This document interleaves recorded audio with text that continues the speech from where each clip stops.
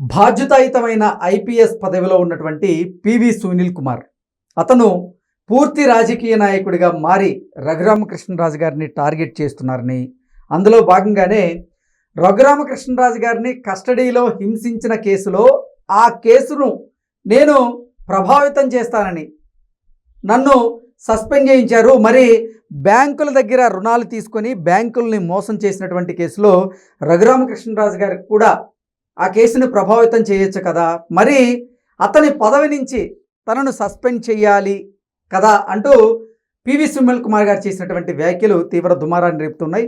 వీటి మీద మనం పూర్తి స్థాయిలో విశ్లేషణ చేసుకుందాం. ప్రస్తుతం మనతో పాటున్నారు ప్రముఖ రాజకీయ విశ్లేషకులు లింగమనేని శివరామ ప్రసాద్ గారు. సార్తో మాట్లాడదాం. సార్ నమస్తే. సార్, పివి సునీల్ కుమార్ గారి వ్యాఖ్యలను ఎలా చూడాలంటారు సార్? అతను బాధ్యతను విస్మరించి ఒక పొలిటికల్ లీడర్గా మారి రఘురామకృష్ణరాజు గారిని టార్గెట్గా చేస్తున్నారు అని మనం భావించవచ్చా అంటే ఏం చెప్తారు? ఎవరిని టార్గెట్ చేస్తారనేది సరే, దాన్ని అట్లా అట్టి పెడితే ఆయన ఒక బాధ్యతాయుతమైన పోలీసు ఆఫీసర్, ఆయన ఒక ఐపీఎస్ ఆఫీసర్, ఆయన ఒక పదవిలో ఉన్నాడు, ఆల్రెడీ ఉద్యోగం చేస్తున్నాడు, ప్రభుత్వ ఉద్యోగి. రఘురామకృష్ణరాజు ఏమి ప్రభుత్వ ఉద్యోగి కాదు, ఈయన ప్రభుత్వ ఉద్యోగి. అట్లా ఒక వాళ్ళకి కోడ్ ఆఫ్ కాండక్ట్ ఉంటుంది. ఓకే, ఏం చేయాలి, ఏం చేయకూడదు, ఏం మాట్లాడాలి, ఏం మాట్లాడకూడదు అనేది వాళ్ళకి వాళ్ళ రూల్స్ ఉంటాయి, రెగ్యులేషన్స్ ఉంటాయి. అవును, దాన్ని వైలేట్ చేసినందుకే ఆయన సస్పెండ్ చేశారు తప్ప ఏదో కేసుని ఇన్ఫ్లుయెన్స్ చేస్తారని ఆ ఉద్దేశంతో సస్పెండ్ చేయలే ఆయన్ని. ఆయన సస్పెండ్ చేసింది ఎందుకు? ఆయన రూల్స్ని వైలేట్ చేశాడు.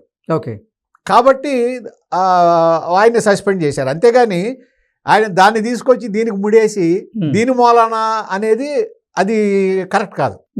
కేసుని ప్రభావితం చేస్తామని నాపై సస్పెన్షన్ వెయిట్ వేశారు, అది కాదు అని చెప్తున్నాను. కేసు ప్రభావితం చేస్తారని సస్పెన్షన్ వెయిట్ వేయలే ఆయన మీద.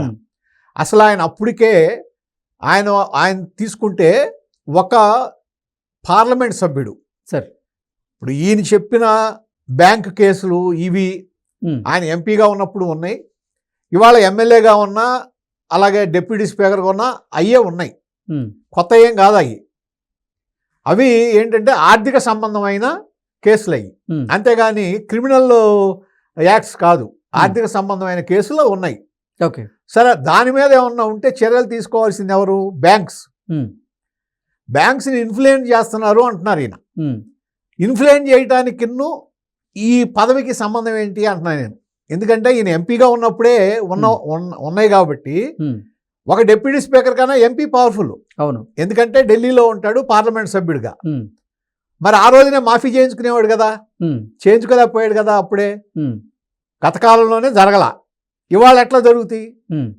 దాన్ని ఇన్ఫ్లుయెన్స్ చేస్తాడు అనేది అసంబద్ధమైన వాదన. ఓకే, ఎందుకంటే ఇన్ఫ్లుయెన్స్ చేస్తే అసలు కేసే ఉండదు. అసలు ఎందుకు పివి సునీల్ కుమార్ గారు బాధ్యతాయుతమైనటువంటి ఐపీఎస్ పదవిలో ఉండి కూడా ఆయన రాజకీయ నాయకుల్లాగా రఘురామకృష్ణరాజు గారిని టార్గెట్గా చేసుకుని సామాజిక మాధ్యమాల్లో ఎందుకు పోస్టులు పెడుతున్నారు? అదే అంటున్నాను, సామాజిక మాధ్యమాలు ఒకటి ఆయన మీద అంటే ఆయన ఎంత కాంట్రవర్షియల్ ఇదంటే, మతపరమైన వాటిలోకి వెళ్ళి మతపరమైన ఏది మీటింగ్లకు వెళ్ళి అక్కడ కూడా కాంట్రవర్షియల్ స్టేట్మెంట్స్ ఇచ్చాడు ఇది పివి సునీల్ కుమార్ గారు. తర్వాత ఇప్పుడు వాళ్ళ ఫాదర్, ఇప్పుడు మామూలుగా ఏంటంటే క్రిస్టియన్స్ అయితే వాళ్ళకి ఈ కులపరమైన ఎస్సీ ఎస్టీ రిజర్వేషన్స్ వర్తించవు అనేది హైకోర్టు రూలింగ్ ఉంది, సుప్రీంకోర్టు రూలింగ్ కూడా ఉంది. కాబట్టి అంటే ఇక్కడ రఘురామకృష్ణరాజు అన్నదేంటి, మీరు వాళ్ళ ఫాదరు ఈ విధంగా జరిగింది, ఆయన సరిపోయినప్పుడు రిచువల్స్ కూడా క్రిస్టియానిటీ ప్రకారం చేశారు, ఈయన కూడా అదే విధానాన్ని ఫాలో అవుతున్నాడు, కాబట్టి ఆయనకి అది వర్తింప చేయకూడదు, రిజర్వేషన్స్ ఉండకూడదు ఆయనకి, దాని మీద యాక్షన్ తీసుకోండి అని అన్నాడు. అది ఒకటి. రెండోది, మొన్న ఈ మధ్యనే రాజకీయపరమైన వ్యాఖ్యలు చేశాడు ఈయన ఒక మీటింగ్లో. ఇది ఒక కాపులు ఎస్సీలు కలిసి మనం ఒక వర్గంగా ఏర్పడాలనేది, అంటే రాజకీయ నాయకుడుగా మారదాం అనుకుంటే ఆయనకు పూర్తి స్వేచ్ఛ ఉంటుంది.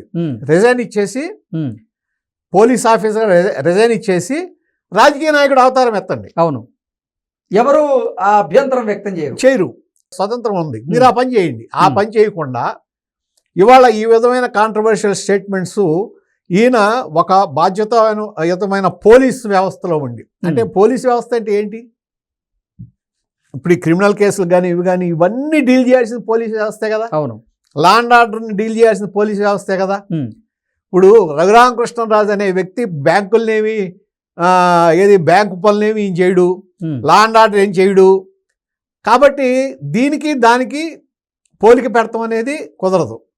ఇంకొకటి, ఏమి ఆశించి ఒక ఎంపీగా ఉన్న వ్యక్తి మీద మీరు ఆయన్ని ఆల్మోస్ట్ ఫిజికల్గా లేకుండా చేయటం కోసం కస్టడీలో పెట్టి ప్రయత్నించారనేది పివి సునీల్ కుమార్ గారి మీద ఆరోపణ. అవును. దాని మీద కేసు నమోదైంది. ఇవాళ దాని మీద ఆయన పిలిచారు, ఇంటరాగేట్ చేశారు. అంటే అటువంటి పరిస్థితి మీరు ఎందుకు తీసుకున్నారు, ఆ విధమైన ఇన్ఫ్లుయెన్స్ ఎట్లా లోనయ్యారు, ఎంత ధైర్యం ఉంటే ఒక ఎంపీ మీద హత్యా ప్రయత్నం చేస్తారు అనేది వాళ్ళ ఆలోచించాల్సిన విషయం. ఇక్కడ రఘురామకృష్ణరాజుది ఆర్థికపరమైన అవకతవకలు ఉన్నాయా, లేకపోతే వేరే తేడాలు ఉన్నాయా, అవన్నీ సెకండరీ. ఒక వ్యక్తి అంటే ఒక పౌరుడు మీద పోలీసు వ్యవస్థలో ఉన్న పివి సునీల్ కుమార్ ఆయనకి సంబంధించిన ప్రాథమిక హక్కులు భంగం కలిగేటట్టుగా, ఆయనకి జీవించే హక్కుకు భంగం కలిగేటట్టుగా ప్రవర్తించి ఆయన్ని ఫిజికల్గా లేకుండా చేయటానికి ట్రై చేశాడు అంటే అంతకన్నా తీవ్రమైన నేరం ఒకటి ఉండదు. కాబట్టి ఇప్పుడు ఒక మర్డర్ చేసిన వాళ్ళను, దొంగతనం చేసిన వాళ్ళని ఒకే ఘాటిని కట్టలేం. రెండు ఒకటి కాదు. దీనిదే దాని ఇప్పుడు ఈయనే అంటున్నాడు 420 వ్యవహారం అన్నాడు. 420 అంటే అది మామూలుగా లెక్కేస్తే 420 వేరు, ఐపీసీలో 302 వేరు. ఇది మీరు హత్య చేయటానికి ప్రయత్నించడము లేకపోతే ఆర్థిక నేరము రెండు ఒకటి కాదు. ఎగ్జాక్ట్లీ, రెండు వేరు. మరి అటువంటిప్పుడు పివి సునీల్ కుమార్ గారు ఒకవేళ ఆయన ఆలోచనే ఇదైతే, ఇది ఎవరైనా సరే ఆర్థిక పరమైన ఇదిలో ఉంటే వాళ్ళు దానికి సంబంధించిన పదవుల్లో ఉండకూడదు, అందరూ రిజైన్ చేయాలి, దాని మీద యాక్షన్ తీసుకోవాలి అనుకుంటే, మరి జగన్మోహన్ రెడ్డి గారి మీద దాదాపు 31 కేసులు ఉన్నాయి. అవును, 31 కేసులు విచారణలో ఉన్నాయి. ఆయన దాదాపు అరెస్ట్ చేస్తే 16 నెలలు జైల్లో ఉన్నారు. ఆయన 19లో చీఫ్ మినిస్టర్ అయ్యారు. ఆ చీఫ్ మినిస్టర్ గారి దగ్గర ఈ పివి సునీల్ కుమార్ పనిచేశాడు. అప్పుడే అబ్జెక్షన్ చెప్పావా, మీ మీద ఆర్థిక నేరాలు ఉన్నాయి, మీరు అవన్నీ ప్రూవ్ చేసుకోకుండా చీఫ్ మినిస్టర్ అయ్యారు, మీరు అవ్వకూడదు, కాబట్టి నేను ఈ పదవి చేయను అని చెప్పి సెలవు పెట్టి కూర్చోపోయావా? అలా కూర్చోకుండా వాళ్ళ అభిమతానికి అనుగుణంగా ఒక వ్యక్తి మీద, అది కూడా ఒక ఎంపీ మీద హత్యా ప్రయత్నం చేశారనేది కదా ఇవాళ ఆరోపణ. దాని మీదే కదా దర్యాప్తు జరుగుతుంది. అవును, ఏమీ జరగలేదంటానికి కూడా వీల్లేదు. ఎందుకంటే ఆ రోజు గుంటూరు జనరల్ హాస్పిటల్కి సంబంధించిన సూపరింటెండెంట్ ప్రభావతి గారు ఏమీ లేవు, అన్ని మామూలుగా ఉన్నాయని స్టేట్మెంట్ ఇస్తే ఈయనకి సుప్రీంకోర్టు రిలీఫ్ ఇచ్చి ఇమ్మీడియట్గా ఈయన రెస్క్యూకి వచ్చి ఇమ్మీడియట్గా మిలిటరీ హాస్పిటల్లో, సికింద్రాబాద్లో ఉన్న మిలిటరీ హాస్పిటల్కి తీసుకెళ్ళి అక్కడ మీరు ఆయన వైద్య పరీక్షలు చేయించమంటే దాంట్లో దెబ్బలు తగిలి కాలు దగ్గర బొయ్యిక చిట్లింది అని ఆర్మీ హాస్పిటల్ ఈయన మీద కస్టోడియల్ వైలెన్స్ జరిగింది అని ఆర్మీ హాస్పిటల్ రిపోర్ట్ ఇచ్చింది. ఇది నిజం కదా. దానికి సంబంధించి మీరు ఆ రోజున పదవిలో ఉన్నారు కదా, సిఐడి చీఫ్గా మీరే ఉన్నారు కదా అక్కడ, మరి మీ మీద ఏం యాక్షన్ తీసుకోవాలి?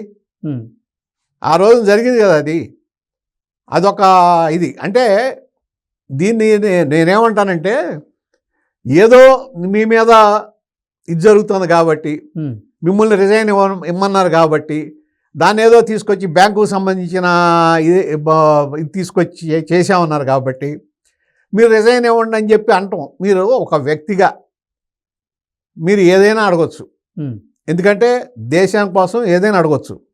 ఇప్పుడు రఘురామకృష్ణరాజు గారికి సంబంధించిన ఆయన తప్పుంటే మీరు దాని మీద బ్యాంకులకు లెటర్ రాయండి, ప్రైమ్ మినిస్టర్కి రాయండి, ప్రెసిడెంట్ ఆఫ్ ఇండియా రాయండి, ఈవెన్ చంద్రబాబు నాయుడు గారు కూడా రాయండి, తప్పులేదు. ఇట్లా జరిగింది, దీని మీద యాక్షన్ తీసుకోండి అని. కానీ మీ పద్ధతి ఏంటి, మీ పరిస్థితి ఏంటి, మీరు ప్రవర్తిస్తున్న విధానం ఏంటి, ఏ విధంగా ప్రవర్తిస్తున్నారు మీరు అంటే మీ ప్రవర్తన మొత్తం అసలు ఆల్ ఇండియా సర్వీసెస్కి వ్యతిరేకంగా ఉన్నాయి కదా. ఒక పక్కన మతపరమైన దాంట్లో మాట్లాడుతున్నారు, మతపరమైన విద్వేషాలు రెచ్చగొడుతున్నారు, ఇంకొక పక్కన కుల విద్వేషాలు రెచ్చగొడుతున్నారు, ఇంకొక పక్కన మీరు ఒక వ్యక్తి మీద ఆయనకి ఫిజికల్గా లేకుండా హత్యా ప్రయత్నం చేయడానికి సహకరించారు.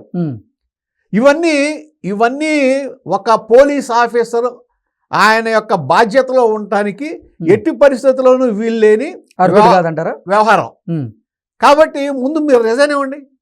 మీరు రిజైన్ ఇచ్చేసి ఇదిగో నేను రిజైన్ ఇచ్చేస్తున్నాను, దీనికి రిజైన్ ఇచ్చేసి ఒక వ్యక్తిగా భారతదేశంలో ఉన్న ఒక పౌరుడిగా మీరు అప్పుడు రఘురామకృష్ణరాజు గారి మీద ఇస్తారో, లేకపోతే వేరే వాళ్ళ మీద ఇస్తారో, లేకపోతే అసలు రాజకీయాల్లో ప్రక్షాళన చేయడానికి ప్రయత్నం చేస్తారంటారో అది ఆయన వ్యక్తిగత స్వేచ్ఛ, అది చేయండి. ముందు మీరు మీ పరిస్థితి ఏంటి దానికి క్లారిటీ ఇవ్వండి. Okay sir, thank you so much.